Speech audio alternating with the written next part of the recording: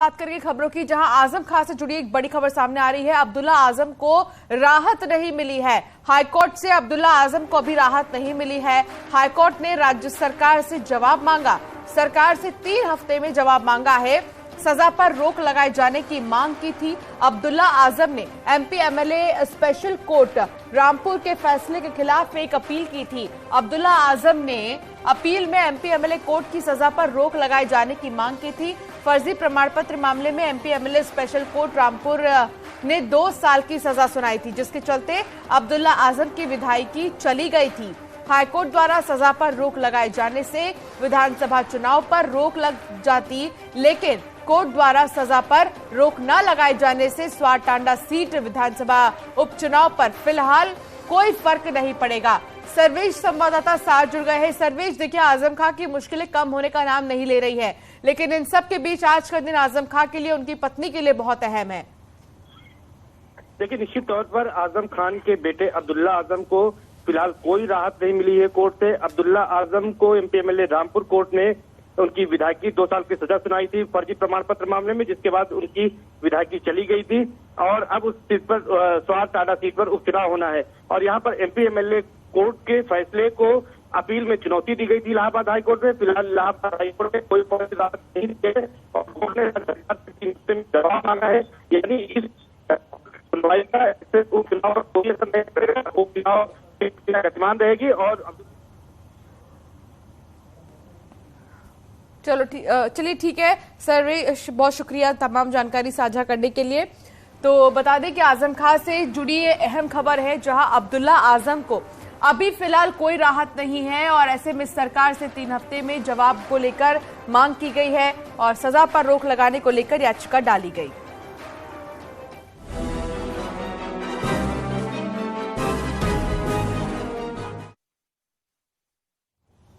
तो वहीं गुजरात की साबरमती जेल में बंद माफिया अतीक अहमद को यूपी आने में डर लगता है। उमेश पाल हत्याकांड में यूपी पुलिस अतीक अहमद को बी वारंट पर पूछताछ के लिए यूपी ला सकती है, लेकिन यूपी लाए जाने की आशंका भर से अतीक अहमद जेल में कांप रहे हैं। उसे यूपी लाए जाने के दौरान अपनी सुरक्षा की चिंता सता रही है। अतीक को डर लग रहा है कहीं यूपी में उसकी गाड़ी न पलट जाए, इसीलिए अतीक ने अपनी सुरक्षा को लेकर सुप्रीम कोर्ट में याचिका दाखिल की है, जिस पर आज सुनवाई होनी है। सुप्रीम कोर्ट में जस्टिस अजय रस्तोगी और जस्टिस बेला एम त्रिवेदी की बेंच इस मामले में सुनवाई करेगी। अतीक ने अपनी याचिका में मांग की है कि उसे साबरमती जेल से यूपी न लाया जाए।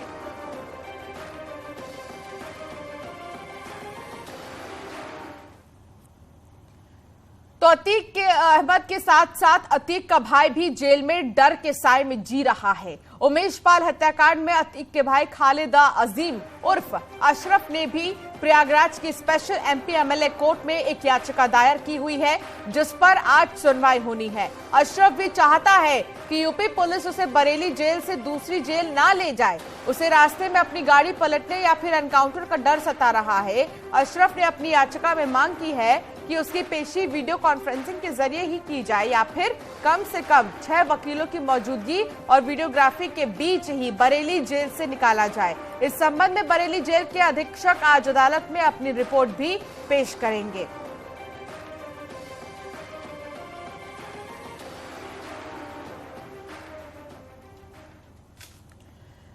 तो उमेश पाल हत्याकांड के बाद माफिया अतीक के गुर्गों की हिट लिस्ट तैयार हो गई है।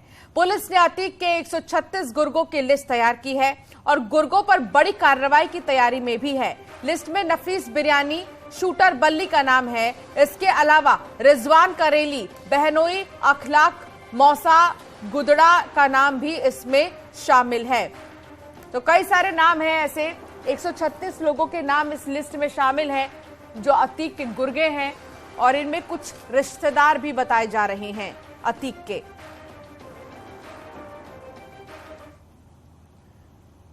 प्रयागराज के उमेश पाल मर्डर केस से जुड़ी एक बड़ी और अहम खबर सामने आ रही है कि कुछ शूटर्स कोर्ट में सरेंडर कर सकते हैं। सरेंडर की खबर के बीच कोर्ट की सुरक्षा भी बढ़ा दी गई है। जिला कोर्ट के गेटों पर पुलिस बल की तैनाती की गई है। माना जा रहा है कि आरोपी वकील के ड्रेस में सरेंडर कर सकते हैं, तो वही महिला आरोपी भी बुर्के में सरेंडर कर सकती हैं। तो वकील के ड्रेस में सरेंडर किया जा सकता है। हालांकि पूरे कोर्ट परिसर में सुरक्षा के चाक चौबंद इंतजाम है और पूरे कोर्ट को ही पुलिस से तैनात कर दिया गया है। हर तरफ पुलिस आपको नजर आएगी और क्योंकि आज कहा जा रहा है कि कुछ आरोपी सरेंडर कर सकते हैं।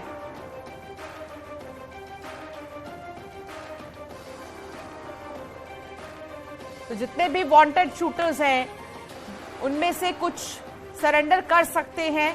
आज ये संभावनाएं हैं, एक वकील के ड्रेस में यह तैयारी है तो बुर्के या नकाब में सरेंडर कर सकते हैं।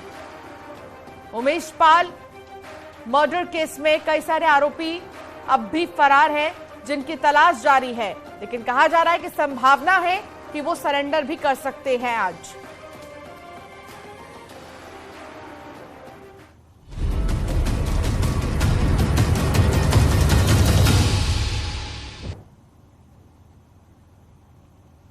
इक्कीस दिन बीत जाने के बाद भी उन 5 शूटर्स का पुलिस पता नहीं लगा पाई है जिसने प्रयागराज शूटआउट को अंजाम दिया था।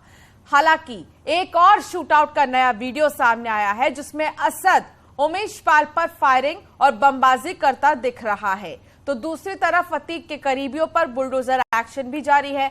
आपको दिखाते हैं ये रिपोर्ट।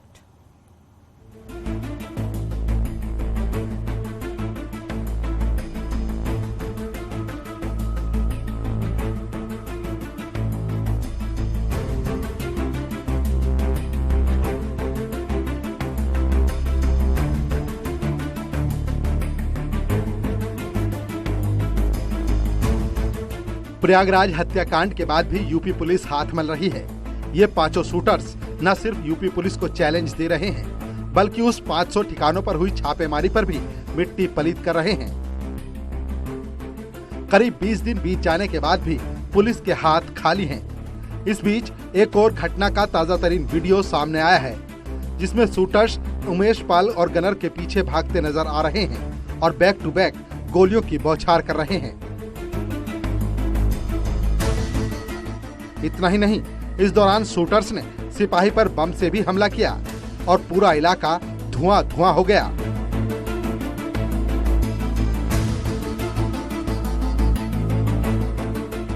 प्रयागराज शूटआउट की घटना इस वीडियो से एक बार फिर सवाल खड़े कर रही है कि कैसे पुलिस की नाक के नीचे इस वारदात को दिन के उजाले में अंजाम दिया गया।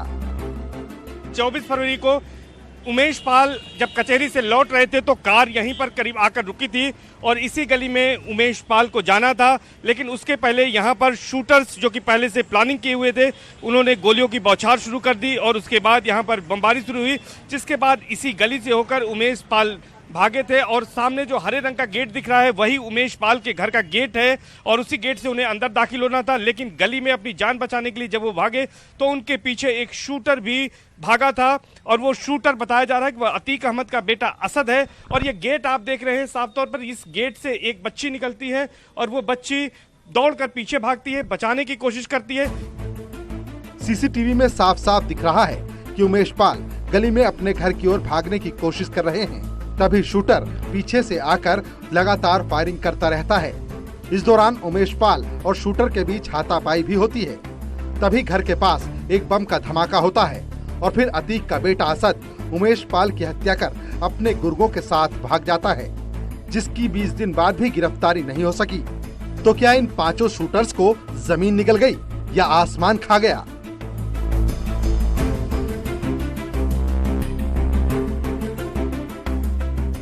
उमेश पाल शूटआउट में प्रॉपर्टी कनेक्शन भी सामने आया है। करोड़ों की जमीन को लेकर विवाद हुआ था। उमेश पाल पर कुछ लोगों ने दबाव भी बनाया था। माफिया अतीक की जमीन पर नजर थी, लेकिन उमेश पाल अतीक के दबाव में नहीं आए। और इस प्रॉपर्टी के बारे में बताया जा रहा है कि इस पर कुछ लोगों की नजर थी। उमेश पाल अतीक अहमद के कुछ पुराने साथियों के साथ इस प्रॉपर्टी पे काम कर रहे थे और इसके लिए बताया जा रहा है कि खुद अतीक अहमद की भी इस पर नजर थी। वो इस जमीन को चाहता था और इसके साथ साथ एक सफेद पोस्ट नेता भी इस जमीन को चाह रहा था, जिसकी वजह से उमेश पाल पर लगातार दबाव बनाया जा रहा था। और फिर इसका अंजाम सबके सामने है। फिलहाल पुलिस हर एंगल से जांच कर रही है और शूटर्स के मददगारों की लिस्ट भी तैयार कर रही है, जिसमें कारोबारी के साथ ही सफेद पोश भी शामिल हैं। लेकिन अब तक उन 5 शूटर्स की जानकारी पुलिस के हाथ नहीं लगी, जिन पर पहले 50-50 हजार का इनाम था। फिर इनाम की राशि 2.5 लाख हुई और अब 5-5 लाख का इनाम घोषित है। इस बीच अतीक के करीबियों पर बुलडोजर एक्शन भी जारी है। फतेहपुर में अतीक के करीबी अहमद के आलीशान घर पर बुलडोजर चला। बताया जा रहा है कि घर का निर्माण अवैध तरीके से हुआ था। बुलडोजर एक्शन तो ठीक है, लेकिन दिन दहाड़े एक ऐसे इलाके में उमेश पाल हत्याकांड को अंजाम दिया जहां हर कदम पर सीसीटीवी कैमरे लगे थे। इतना ही नहीं, उनका बड़े आसानी से भाग जाना और अब तक पुलिस की पहुंच से दूर रहना माफिया के शातिर चाल के आगे पुलिस के हाल को बयां करता है। Bureau report, news 18।